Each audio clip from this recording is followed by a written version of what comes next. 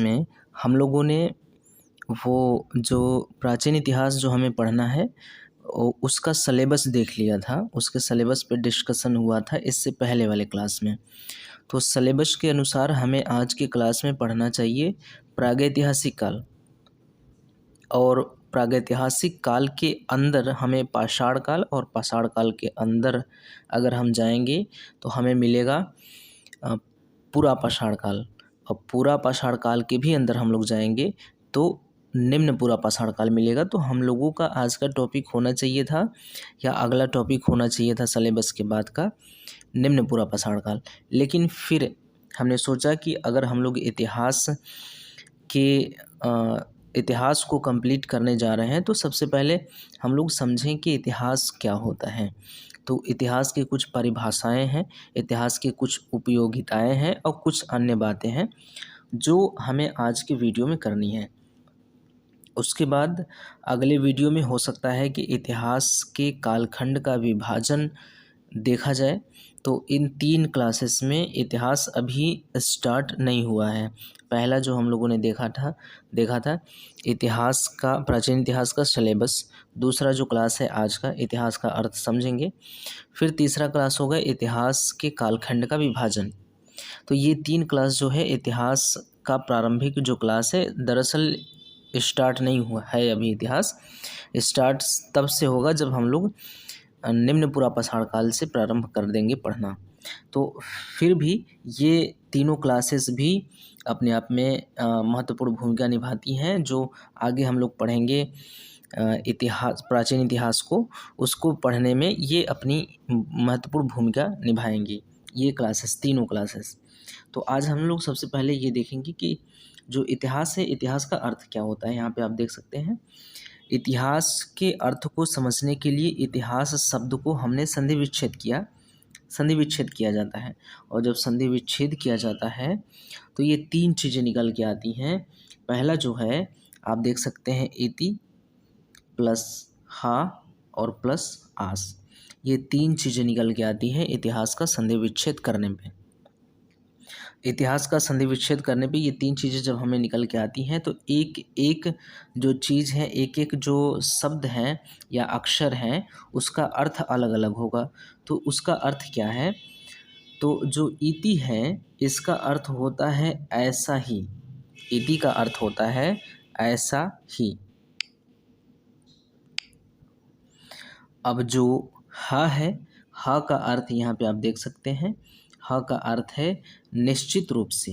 ये हरा वाला पेन थोड़ा सा कम दिखाई दे रहा है, हम लोग ले लेते हैं ये लाल वाला, ठीक। इति का अर्थ हमने देखा है कि होता है ऐसा ही या ऐसा।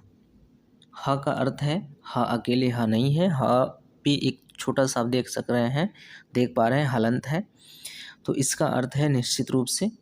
आस का अर्थ है हुआ था या घटित हुआ था।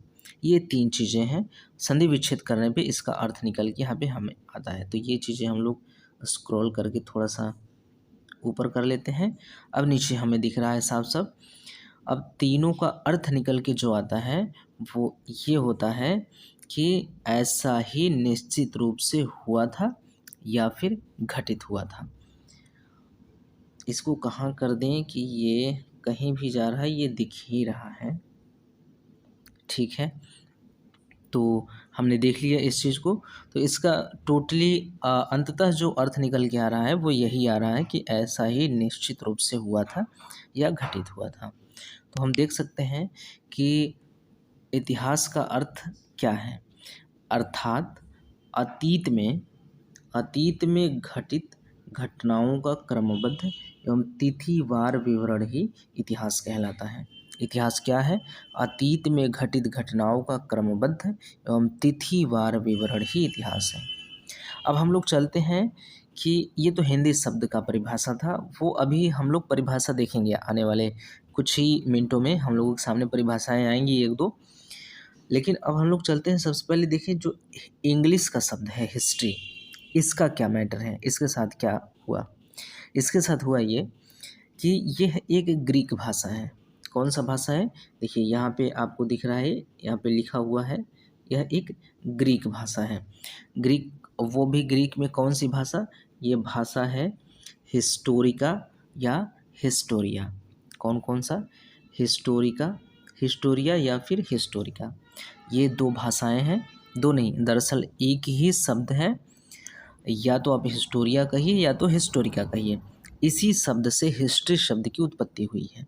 किससे? हिस्टोरिया या हिस्टोरिका शब्द से हिस्ट्री की उत्पत्ति होती है। तो दरअसल इस शब्द का अर्थ क्या है?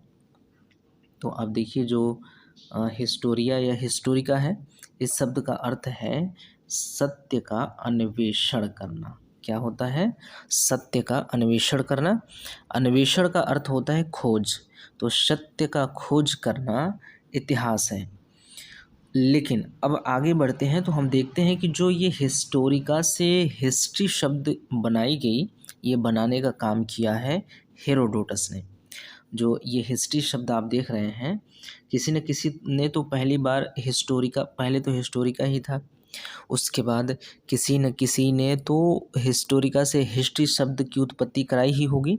तो वो कराने वाले व्यक्ति हैं ये हेरोडोटस। हेरोडोटस कहाँ है? ये यहाँ पे है हेरोडोटस। तो हिस्ट्री शब्द की उत्पत्ति आप देख लीजिए, यहाँ पे लिखा हुआ है।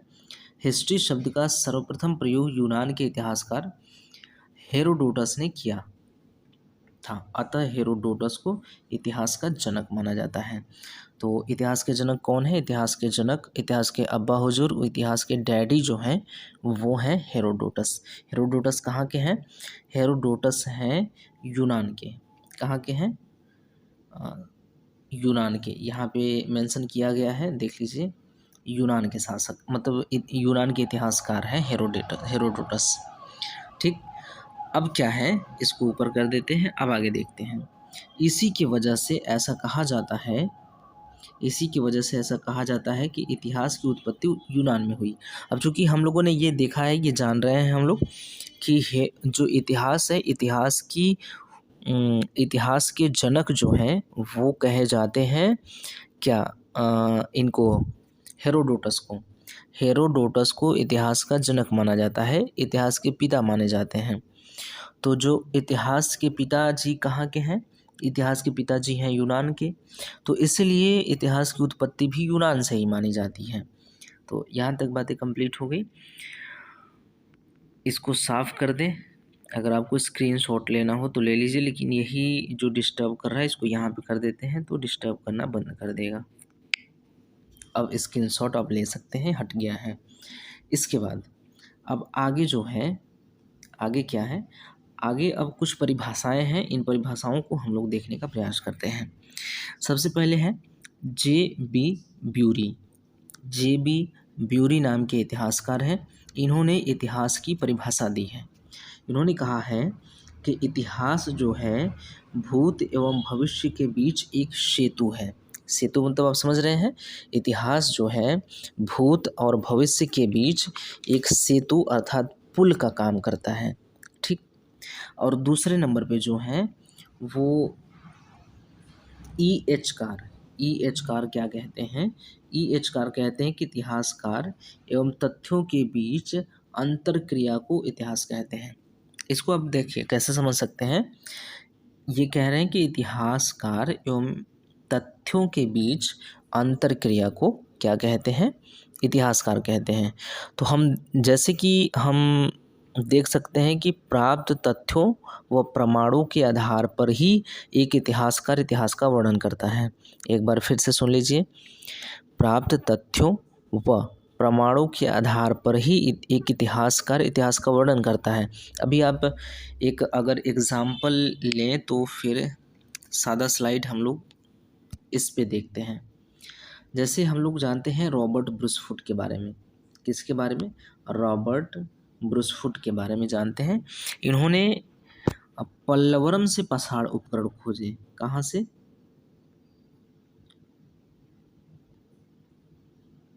पल्लवरम से इन्होंने क्या खोजे थे? पाषाण उपकरण। अब देखिए बताना क्या चाहते हैं कि हम कह रहे हैं कि प्राप्त तथ्यों व प्रमाणों के आधार पर ही एक इतिहासकार इतिहास का निर्माण करता है। तो प्राप्त तथ्य और प्रमाण, तो जो पाषाण उपकरण है यह तो प्रमाण है। ठीक, यह तो प्रमाण है, प्रमाण प्राप्त होता है। तो पाषाण उपकरण प्रमाण है और एक प्रमाण के आधार पर कुछ तथ्य निकलकर सामने आते हैं। प्रमाण मिला है पाषाण उपकरण, तो इसी उपकरण के माध्यम से या इसी प्रमाण के माध्यम से कुछ तथ्य निकल के सामने आते हैं, जिसको रॉबर्ट ब्रूसफुट ने प्रकाशित किया, जिसको हम लोग इतिहास के अंतर्गत पढ़ते हैं। यही तो इतिहास है। एक व्यक्ति जो अतीत में घटित घटनाओं को अतीत में घटित घटनाओं को और प्रमाणों के आधार पर कुछ लिखता है। ध्यान से सुनिए, एक व्यक्ति जो अतीत में घटित घटनाओं को तथ्यों और प्रमाणों के आधार पर लिखता है वह इतिहासकार है। कुछ लिखता है जो, वह इतिहासकार है, और जो लिखा गया है वह इतिहास है। आप समझ पा रहे हैं? एक व्यक्ति है, उस व्यक्ति के बारे में बता रहे हैं। एक व्यक्ति है जो अतीत में घटित घटनाओं को, कुछ घटना घटी है अतीत में, उस घटना को तथ्य और प्रमाण के आधार पर लिखेगा। एक घटना घटी है, उस घटना को वह व्यक्ति तथ्यों और प्रमाणों के आधार पर लिखेगा। उस लिखी हुई चीज़ को इतिहास कहेंगे हम, और जिसने लिखा है उसको इतिहासकार कहेंगे। तो ये जो तथ्य और प्रमाण के आधार पर ही तो इतिहास लिख रहा है, तो इतिहासकार और तथ्य और प्रमाण के बीच अंतर संबंध होता है, तो उसी से इतिहास निकलकर सामने आता है। तो ये क्या कहते हैं, ये जो EH कार है, EH कार होना चाहिए, कर लिखा गया है जहाँ पे कार होना चाहिए। तो EH कार ने कहा है कि इतिहासकार एवं तथ्यों के बीच की अंतरक्रिया को इतिहास कहते हैं। वही अंतरक्रिया तथ्य है, इतिहासकार है, दो चीज़ें हैं, दोनों चीज़ों के बीच में अंतरक्रिया होगी। कौन सी अंतरक्रिया होगी? लिखने की अंतरक्रिया होगी। तथ्यों के आधार पे इतिहासकार कुछ लिखेगा, वही इतिहास है। तो ये कहते हैं इतिहासकार एवं तथ्यों के बीच की अंतरक्रिया को इतिहास कहते हैं। तो आगे यही कहते हैं, एक तथ्य इनका और है, इन्हीं का और है EH कार का, कि इतिहास भूत एवं भविष्य के बीच परिसंवाद है। वही चीज़ है जो JB ब्यूरी कह रहे हैं, इतिहास भूत एवं भविष्य के बीच का एक सेतु है। ठीक, यहाँ तक बातें हो गई इतिहास के परिभाषा के बारे में। इसके बाद देखिए क्या है, इसके बाद हम लोग देखें कि ये कोलिन वुड हैं। कोलिन वुड क्या है? ये एक साम्राज्यवादी इतिहासकार है। कोलिन वुड एक साम्राज्यवादी इतिहासकार है और इन्होंने इतिहास की उत्पत्ति के बारे में बताया है। इतिहास की उत्पत्ति के बारे में कुछ बताया है इन्होंने। क्या बताया है, इसको इधर करके देखते हैं। इन्होंने कहा है कि मनुष्य एक विवेकशील प्राणी है। क्या है? एक विवेकशील प्राणी है। ये जो है हम लोगों का पेन, इसको थोड़ा सा पतला कर लेते हैं। ठीक हो गया। मनुष्य एक विवेकशील प्राणी है।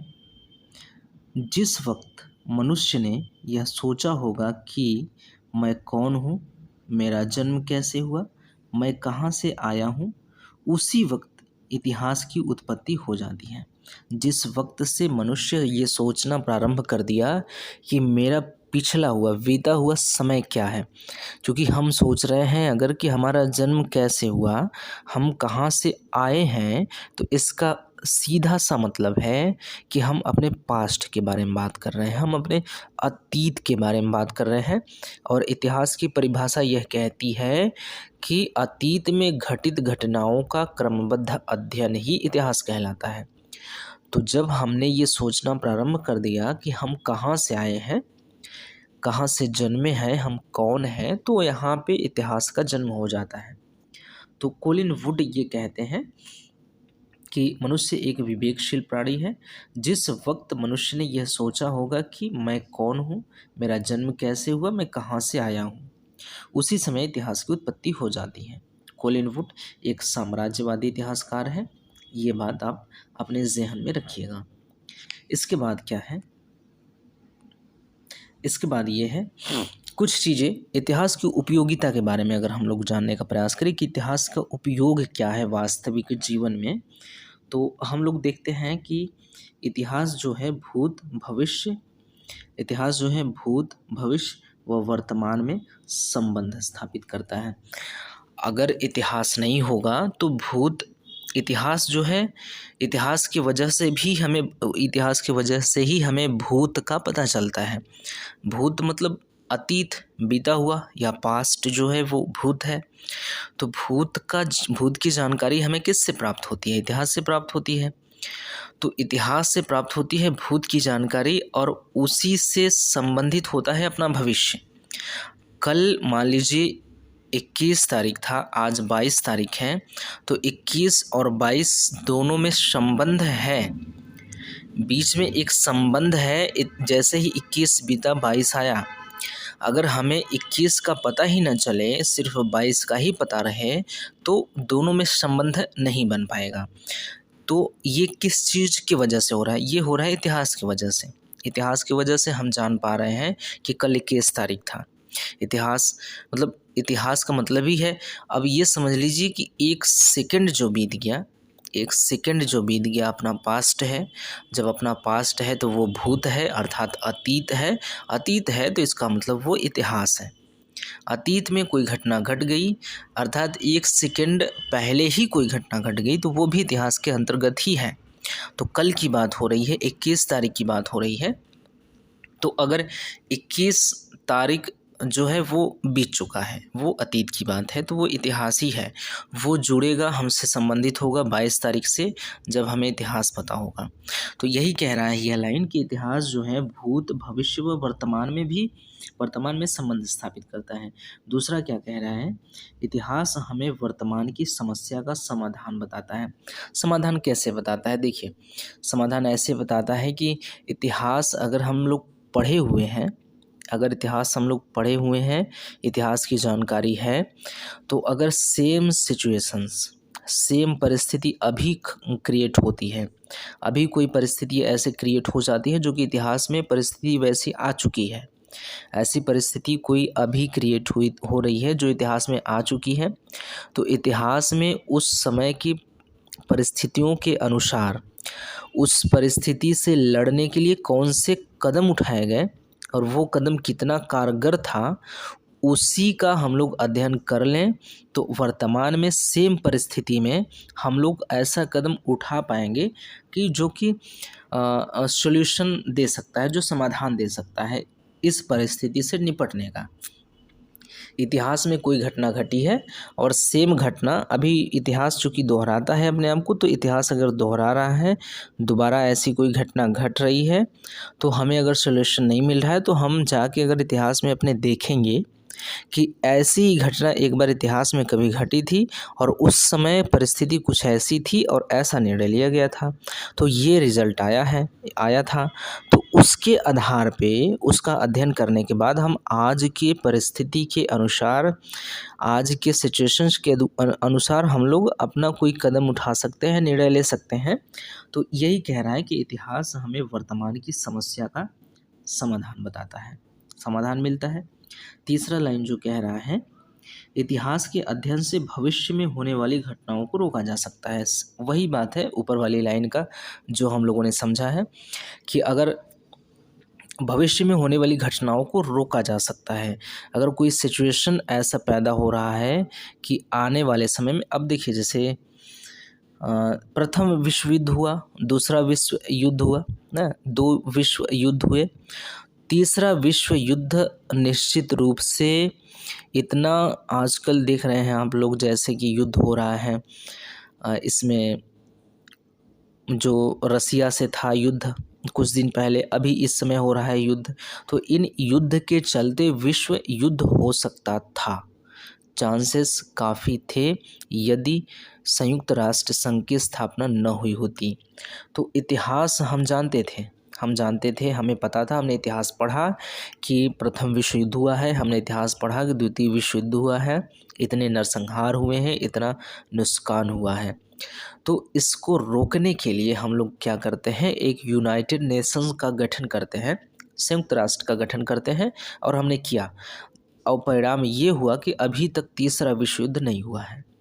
तो इतिहास का अध्ययन हमने किया और जिससे हम लोगों ने कोई कदम उठाया, उससे भविष्य में होने वाली घटनाओं को रोका जा सकता है, नहीं बल्कि रोका जा चुका है। तीसरे विश्व युद्ध को रोका जा चुका है, सिर्फ इसलिए क्योंकि हम लोगों ने इतिहास पढ़ा है। हम लोग जानते हैं कि ऐसी घटनाएं हो सकती हैं, इसलिए कुछ ऐसा कदम उठाते हैं कि दोबारा ऐसी घटना ना हो। ठीक, अभी आप समझ सकते हैं कि अगर तीसरा विश्व युद्ध हो जाए तो अधिकतर से अधिकतर देश, ज़्यादातर देश रखे हुए हैं अपने पास परमाणु बम, परमाणु हथियार से सुसज्जित हैं अधिकतर देश।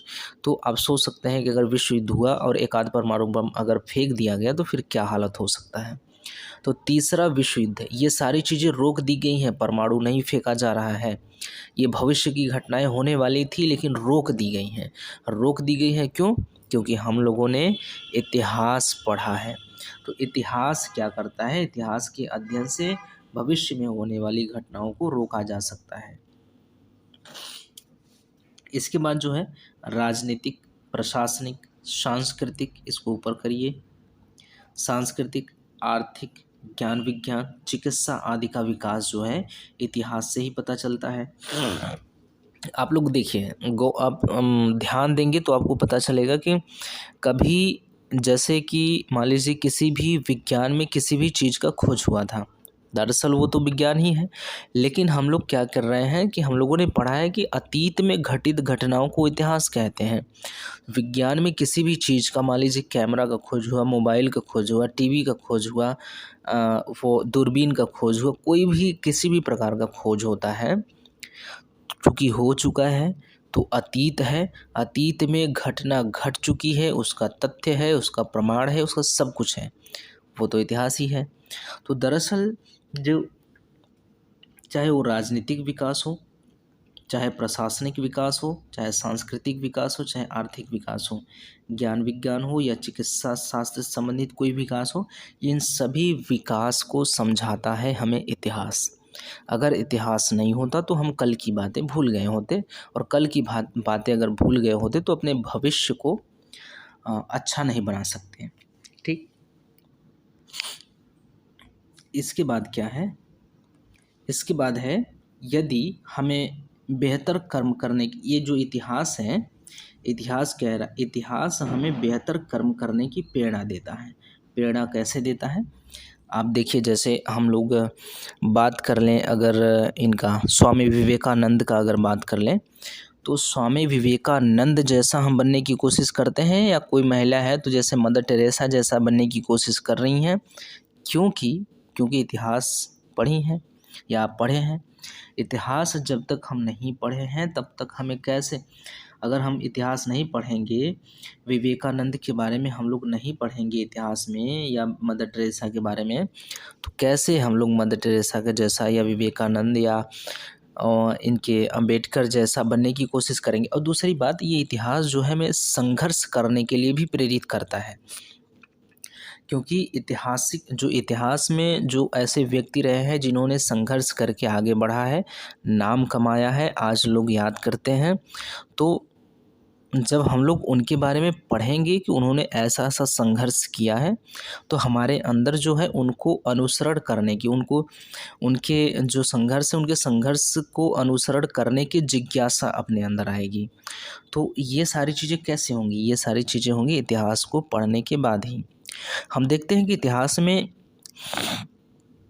यदि कोई गलत काम करने वाला व्यक्ति होगा और उसका परिणाम बुरा होगा, तो हम चाहेंगे कि हम उसके जैसा काम ना करें, जो काम जो उसने किया है, क्योंकि उसका परिणाम जो है गलत था, तो हम उसके जैसा काम नहीं करेंगे। अब क्या है कि कोई व्यक्ति है जो अच्छा काम किया है, उसका परिणाम अच्छा है, तो हम उसके जैसा काम करना चाहेंगे अच्छा परिणाम हासिल करने के लिए। तो ये सारी खेल, जो सब कुछ है, ये इतिहास का ही है। तो ये सारी चीज़ें होती हैं इतिहास के अंतर्गत। तो ये उपयोगिता है हमारे इतिहास का। ठीक, ये क्या हो गया? ये आ गया। ठीक, तो ये है इतिहास के बारे में, ये था इतिहास की उपयोगिता, इतिहास की परिभाषाएं कुछ थीं, ये सारी चीज़ें हमारी कंप्लीट होती हैं।